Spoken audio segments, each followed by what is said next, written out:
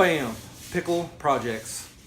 Ladies and gentlemen, we are back and I'm going to show you all the cool stuff that Ashley has done and is continuing to do, because she started with the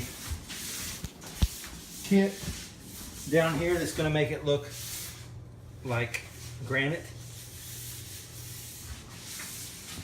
So we're not going to take it for granted. All right. Or maybe we will take it for granted. What do you think? So this is what it looks like right now. And Ashley is going over it with 400 grit sandpaper. I need 600, but I don't have it. Well, we don't have 600, so we're going over with, I mean, it's very fine. I'm sure it's not gonna, it just needs to rough it up a little bit, because after that she's gonna put on the glossy top coat to make it look even more beautiful. Glitter top coat, excuse me. But like, check that out, man.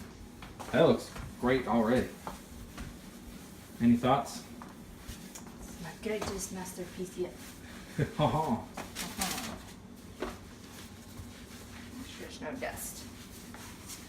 And then this back part may make it look like crap, but it's hard to get back there. No, I think it looks fantastic. So there you have it. Phase 2. Stay tuned for phase 3.